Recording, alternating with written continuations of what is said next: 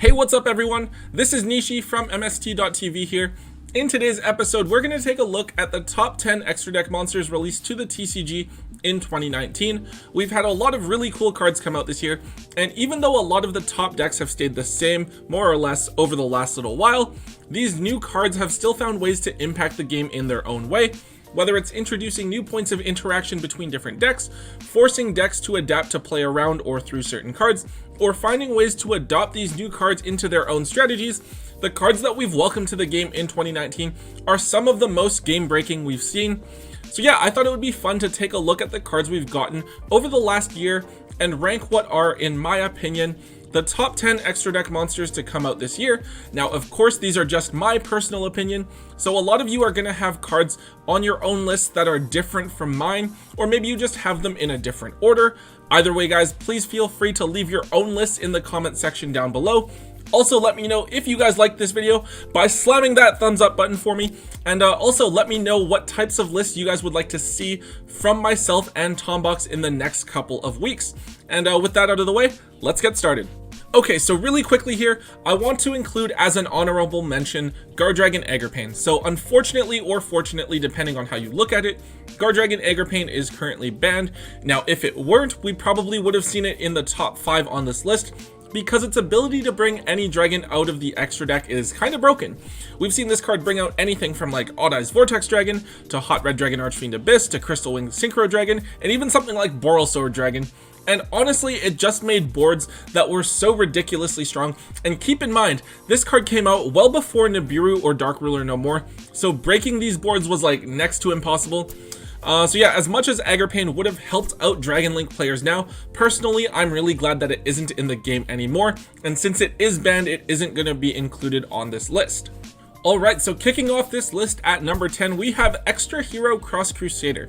So this is a Link 2 monster that came out in Dark Neostorm, which allows you to revive a Destiny hero from your graveyard when it's summoned, as well as tribute a Destiny hero to search for any hero monster from your deck, but locking you into heroes for the rest of the turn. This card is absolutely key in hero strategies, as it allows you to search for basically any monster in the deck, right? The deck has a lot of different utility cards that you can search, including cards like Shadow Mist, Honest Neos, or Adusted Gold, so you can really search for whatever additional extender or combo piece you need given your hand. So the reason that I only have this card at number 10 is the lack of real competitive success from heroes.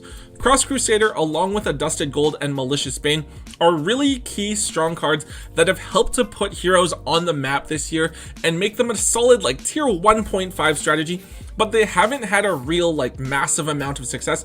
Even at YCS Milan, they didn't have a single spot in the top 32, which I think says a lot about the limitations of the deck, whether that's to do with the deck's consistency or how easy it is to disrupt. Now, if heroes were a deck that were doing really well, I might be able to justify moving them up a few spots. As is, however, the card is just like a really strong Link monster in a deck that has close to tier 1 potential, but without the results, and so it sits at number 10.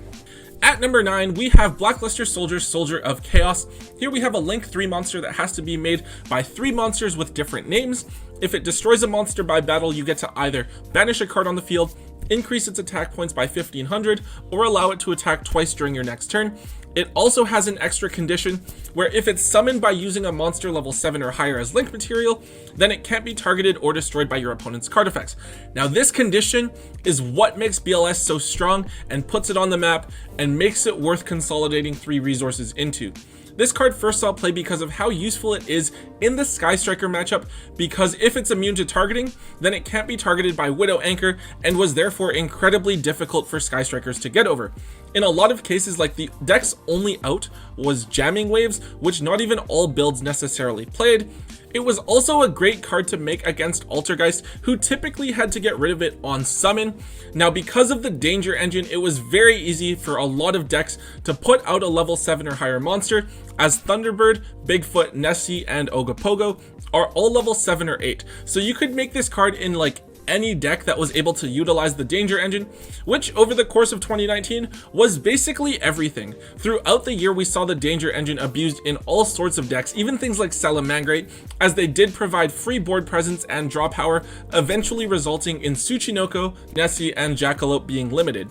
The card is basically one of the biggest standalone boss monsters of 2019, as it single-handedly won games on its own. Now, the card has seen less play recently. Nibiru being in the game has helped to curb the number of people playing Dangers, meaning that it's harder to summon Soldier of Chaos that is immune to destruction and targeting, and even with its inherent protection, the card still can be outed, for example, by running it over in battle. Nevertheless, this was definitely one of the most threatening cards to see hit the board in 2019, single-handedly winning games on its own and forcing Sky Strikers and Altergeist to adapt. Alright, so at number 8 we have IP Masquerena, a spot that, like, in terms of just how good the card is, might be too low for this card. This is a really simple Link 2 monster that allows you to Link summon during your opponent's main phase.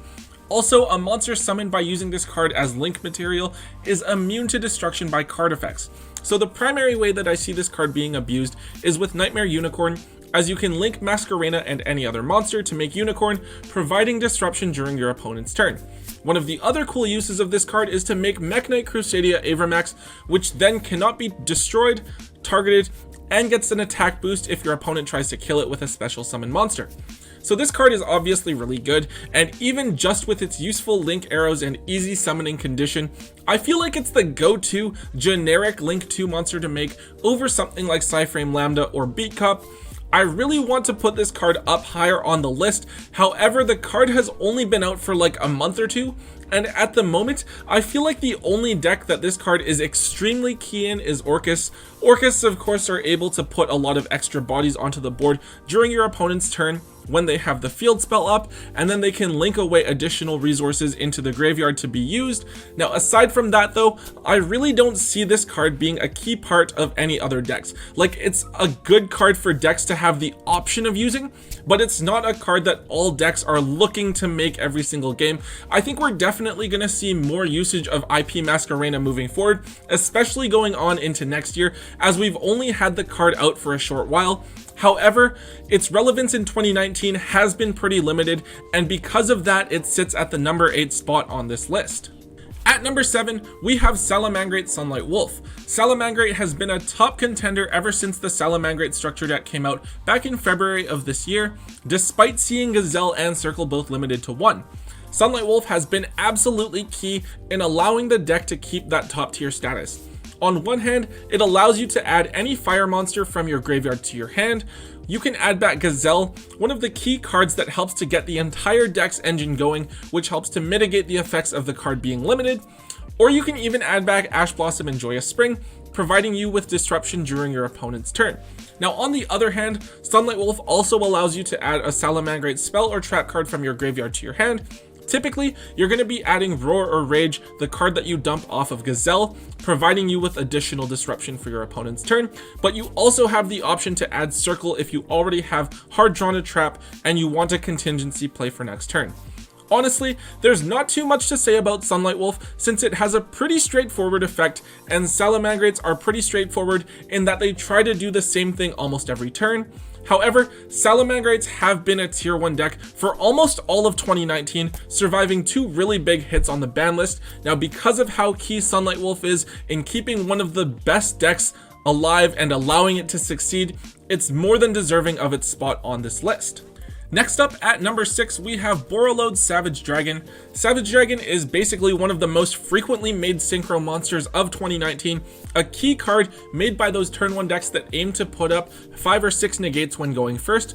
It is a generic level 8 synchro that allows you to equip to it a link monster from your graveyard and give itself counters equal to the link rating. You then get to increase its attack points by half of the attack of the equipped monster, and then once per turn, negate any card or effect by removing a counter. Basically, any deck that could make a level 8 synchro monster made this card a lot like how we saw Omega being made before. Rockets and Dragon Link both made this card, usually by bringing out Rocket Tracer with something like Quick Launch. There was also a lot of interesting things you could do using Destrudo's level manipulation as well. Psyframe Gear Gamma and Psyframe Gear Driver made a level 8 monster when they were both on the board together. And then of course you could summon it really easily with something like Pendulum Magician, which had access to Harmonizing Magician as a tuner. Now with Nibiru and Dark Ruler no more in the game now, we don't see as much of those unbreakable turn 0 boards anymore, so if you're just looking at the current game state, maybe the card doesn't seem so relevant. However, a lot of 2019, we were watching people make these indestructible boards, and I feel like this card was one of the key ones that was always staring down at you. It's a huge body that's basically able to negate anything, where if you aren't able to get rid of it right away, you're probably losing the game. So because of its role in those decks, I'm putting it fairly high on this list. On to number 5, we have one of my favorites on this list, Utopia Double. This card has single-handedly allowed a bunch of different rogue decks to see success. Basically, it grants you the ability to attack for 10,000 points of damage over an opponent's monster, which, if your opponent's monster has 2,000 or less attack points, is fatal.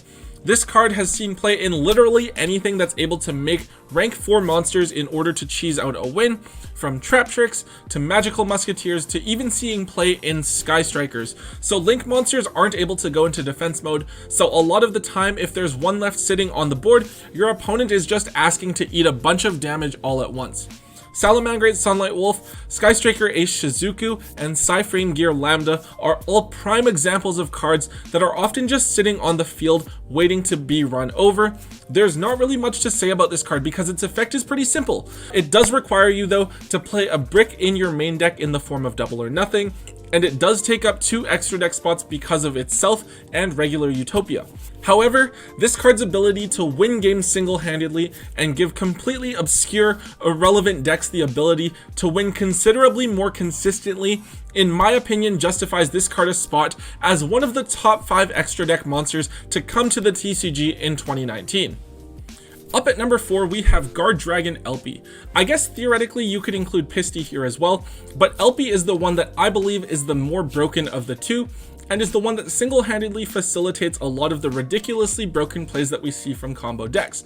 So the card brings any dragon monster out of your deck for free, and locks you into dragons only while it's on the board. So with it you can bring out Red Eyes Darkness Metal Dragon, which then allows you to bring another dragon out of your graveyard, and setting up a lot of link plays like with Saryuja really easily.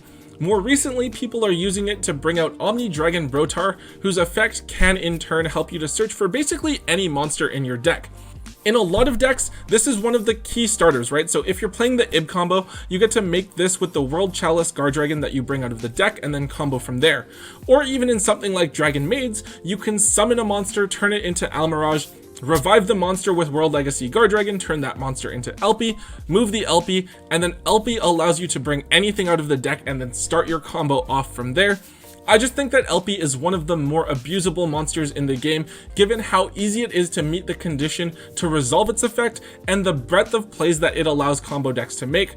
Of course, Aggerpain is now banned. When we had both of them in the game, it really did feel like the Guard Dragon engine was just being splashed into absolutely everything for those few months. Now with Aggerpain banned, Elpie is still an abusable card, the combo just links off into something different. This is probably where I would have put Aggerpain on the list if it weren't banned, but given the consistency with which Elpie is utilized in these combo decks, it sits firmly at the number 4 spot. Alright, so at number 3, we actually have a synchro monster here. We have Ib the World Chalice Justiciar. This is, simply put, an amazing combo card. In fact, we see different decks that revolve entirely around making this card and setting up entire boards from there. The card is quite easy to make as a generic level 5 synchro, with people making it with either Draconet, Soul Eating Oviraptor, or Mathematician. Now on summon, it searches for any World Legacy spell or trap card for free, which is typically going to be either World Legacy Guard Dragon or World Legacy Succession, both of which are really solid extenders. And then when it leaves the field, you also get to summon a World Chalice monster from your deck. Now typically this is going to be World Chalice Guard Dragon, which can be turned into Elpie, the number 4 monster on the list. This card is simply amazing because it does provide you with 2 additional quality extenders in addition to itself as a body to link with, and it can be really consistently and easily made with just 1 card. Chances are that if you've gone on YouTube and you've seen any of the really crazy 1-card combos that people have come up with, this card is right at the center of it, and really it's been doing that single-handedly for a solid chunk of 2019. At number 2, we have APOLLOUSA, Bow of the Goddess. I've always been really big on this card ever since its release, and I kind of consider it like a going first Borrelsword Dragon. So whereas Borrelsword is your go-to monster when you're going second and you want to OTK your opponent, APOLLOUSA fills a very similar role when you're going first and want to set up your unbreakable board. It provides really good link arrows and it has multiple monster negates built in. So this card gains 800 attack points for each monster that you use to make it, and then you can also have it lose 800 attack points to negate a monster effect once per chain, not once per turn. So its attack power can be either 1600, 2400, or 3200. You could make it with as little as 2 monsters theoretically, using like 2 Link 2s or a Link 3 and any other monster. Depending on the deck and what monsters you want to go into, this is something that you can turn your Link monsters into after using an effect, or it could be like the first Link monster that you make if you so choose. An application of this that comes to mind automatically is Nightmare Unicorn, right? Because like as a Link 3, it's kind of in an awkward spot where I can't really turn it into anything. But with APOLLOUSA, I can combine it with any other monster to give me 2 monster negates for free, which is really, really good. Also, with something like Widow Anchor or Monster Reborn, you can potentially take a Link 2 or 3 from your opponent and get this card out also incredibly easily. And then with the Danger Engine, getting multiple monsters onto the board to turn into multiple negates is pretty simple. So while it does only negate monster effects, you do get to use multiple negates within the same turn, just once per chain. Oftentimes, you get to use it to stop like 1 or 2 effects, and then your opponent will enter the battle phase to run it over in order to get rid of those other 1 or 2 negates, but then your opponent has wasted their battle phase, hopefully limiting their ability to break through your board. Now, it's important to note that this card can also be made as the 5th summon when you're going first, because you just have the 4 monsters on the field, allowing you to have a negate up to prevent being hit by Nibiru. Typically with the Link 4, you're thinking about compromising a huge amount of your board or your resources. However, because of the ability to put up multiple negates in 1 turn on the board in the form of just 1 monster, combined with the flexibility with which you're able to get APOLLOUSA onto the board, this card just feels like the golden standard for setting up these unbreakable turn 1 boards and is more than deserving of the number 2 spot on this list. Alright guys, the number 1 spot here, we have DINGIRSU, ORCUST of the Evening Star. Now this card is, in my opinion, the extra deck monster that has defined a lot of competitive Yu-Gi-Oh! In 2019. It is the benchmark monster that your deck must have an answer to if you want to be able to play Yu-Gi-Oh! First of all, it is very easy to summon, as you can slap it on top of any ORCUST Link monster or summon it with 2 level 8 monsters as materials. Second, when it is summoned, you get to send an opponent's card to the graveyard without targeting it. This is an out to a lot of problem cards like a Masquerena boosted Avramax, a BLS Soldier of Chaos that can't be targeted, or even cards like Thunder Dragon Titan and Thunder Dragon Colossus. It is able to deal with almost any problem card in the game on its own. Not only can you use this effect during your turn, putting it on top of Galatea, but you can also potentially get it during your opponent's turn, as it can be summoned with the effect of Symbol Skeleton from the graveyard if you have Orchestrated Babel on the field. Now it does have another effect that if you don't want to use that one, you can attach a Banished Dark Machine to it as Ixie's material. And finally, it has the ability to save things from being destroyed by detaching material from it, and that is not a once per turn effect. That includes by battle, so if you have a weakened APOLLOUSA, for example, you get to protect it and hopefully keep your monster negates up. It also protects your Babel and Orchestrated Return and Orcus Crescendo from cards like Twin Twisters, single-handedly pushing people to drop Twin Twisters in favor of cards like Cosmic Cyclone. DINGIRSU is the modern equivalent of Cosmo Dark Destroyer. It is the benchmark card that your deck has to be able to answer in order to play Yu-Gi-Oh!